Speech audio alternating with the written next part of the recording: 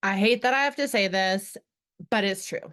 And I know it's going to piss people off, but these are 5 things every Reiner needs to read.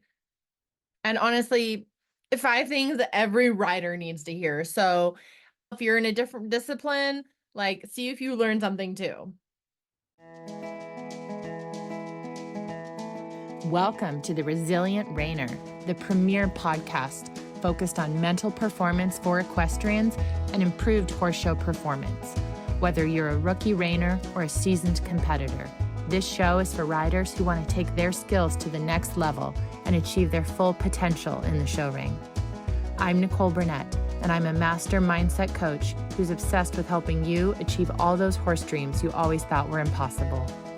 Join me each week to develop a show-ready mindset and gain the competitive edge you need to compete with confidence. Welcome back, Horse Fam. I'm your host, Nicole Burnett, and welcome back to the Resilient Reiner podcast. I am so excited to be here. Thank you for being here. I truly am grateful to each and every one of you who listen to this podcast.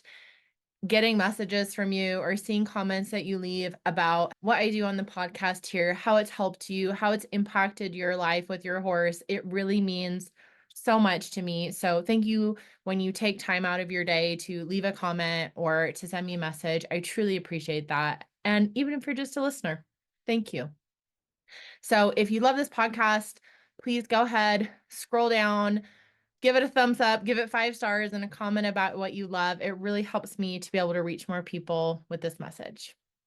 All right. So I got to tell you, I don't know what's going on in the moon and stars and sky, but I'm just feeling it a little bit. And so I'm here. These are 5 things that every rider needs to hear. This is definitely geared at Reiners, but every rider needs to hear this. And I hate that I have to say it, but it's true. And it'll probably piss some people off. And that's a good thing because you got to, think about what you're doing and why you're doing it. So let's get into it. Number 1, your bit doesn't matter. It doesn't matter. Okay. Top riders, they're getting results in bozals, in correction bits, in snaffle bits, going bridleless even, right? We love those liberty routines. Your bit doesn't matter. Focus on yourself. Focus on your training. Focus on your horse. Focus on the basics here. Your bit, it matters less than you think. Okay. Number 2, your horse's pedigree. It doesn't matter. Okay. Seriously, getting in the weeds of gunner bred versus top sale whiz versus magnums. Yeah. I mean, it helps if you have a purpose bred horse. Okay. And like not a mule. It helps. But for 99% of folks, your disappointing scores and your penalties, they're not because you're on a Jerry Lee's surprise and not a late night stopper. It's not what it's about. Honestly, again, stop obsessing over the pedigree. Just stop. Number 3, your trainer also doesn't matter. Okay. It doesn't.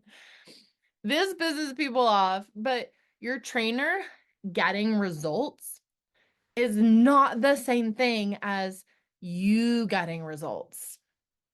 For most folks, having a specific trainer is less important than having knowledgeable guidance and support.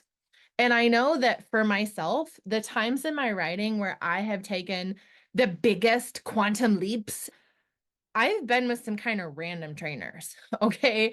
But they were so good at like having such a good eye, helping me improve as a rider and developing my own feel, my own intuition, my own horsemanship, and not just being a cog in a production wheel where you got scores, but you weren't improving as a horseman. And so, again, I stand by this. Your trainer doesn't matter. You can have so much success and make so much progress without having to be in specific top rider program. Okay, number 4, related to this. This one is so interesting because this one is also very controversial. Get your trainer out of your ear. Okay, what I mean by this, top riders, they do not have a Bluetooth in their ear. They don't. It keeps you out of flow state and it keeps you out of peak performance. All right. I come at this not as a pro trainer who is, wanting to coach a rider through. And I also understand where these non pros are coming from, where they're desperate for that guidance. But as a mental coach, I see when these riders, when you put a Bluetooth in your ear and you are going around doing your reining pattern, you are not in the focus. You are not in the moment. You're not paying attention to yourself, to your horse. You're paying attention to your trainer in your ear. You're paying attention to your trainer in that moment when you should be performing. You should be riding. When the time to perform has come, the time to prepare has passed. Okay. And I want to be real clear on this one. Again, I am talking about competitive performance situations. I am not talking about lessons. I'm not talking about training. There's so much value in having a coach. I'm talking about you're in there actually competing. Don't be focused anywhere other than you, your horse, the present freaking moment. Okay. Anything you do that is distracting you from that is costing you points, straight up on my freaking soapbox. Okay. It is costing you points. So get your trainer out of your ear. Number 5, you need to be a confident rider. Okay. And this also goes back to number 4 when I'm saying get the trainer out of your ear. Trust your damn training, ride your horse. So this flows into number 5 with you need to be a confident rider. At the end of the day, when you are in the show pen, you are the one riding your horse. Your horse desperately wants for you to be a confident leader. They want you to be reassuring them that those shadows in the corner are not, in fact, going to eat them. All right. They want that from you. Do you think that you need another lesson? That's just what you need?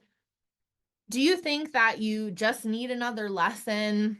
Or do you need to work on your mind? I have personally scored in the top 10 at a ranch versatility circuit on a freaking formerly wild Mustang that I trained against purpose-bred quarter horses because results are so much more than pedigree. So much more. I had a string of clients this past year who were showing with their trainer in their ear on Bluetooth headset and they weren't scoring well. So if you want to know where some of these things coming from, these rants are literally coming from some of the clients that I worked with. I had, just like I said, a string of them. And they were so focused on their trainer and not on their horse, they weren't riding as well as they could. Everything I know and I have studied about flow state and peak performance absolutely cries when I hear this. I had them experiment with taking the earpiece out and along with going through my proven process and training for focus, their scores shot up. Same horse, same training program, adding in the mental preparation with me and through that training process for mental preparation, that was the missing piece that they needed. They were doing all of these things right. They had beautiful horses. They had trainers who wanted to help them. They're riding regularly. They're doing all the things, but they were missing this piece. They were missing the mental preparation. They were missing getting the mental edge by training for focus and confidence in themselves. And I've kind of been coming hard at you today, but I really need you to know. I really need you to know that I say these things to empower you. I don't want you to come away feeling like you're a terrible person, you're a terrible writer. What are you going to do? How are you going to get better? Like, oh, you've just been doing all these things wrong. No. I say these things to empower you. Stop letting external circumstances define you. Stop letting excuses define you. Stop leaning into woe is me and all the reasons that you cannot. Start leaning into why you can. You, yes, you are a beautiful, bright, shining star. You are a freaking confident cowgirl, baby. Yes, yes, you are. You can do this. You are meant for this. You are a baddie, as the kids say, okay? You're a baddie. I love you. I believe in you. You've got this. You've absolutely got this. And of course, if you feel like you are working the program, but you're not seeing the results and the progress that you crave, and you love no nonsense, actionable guidance on what actually moves the needle in your writing, then you are going to love Resilient Rainer Academy. This is your step-by-step blueprint to unshakable confidence as a writer so that you can ride like a pro and rock your runs. You can check it out at resilientraineracademy.com, and I can't wait to talk to you guys again soon. Thanks again for being here.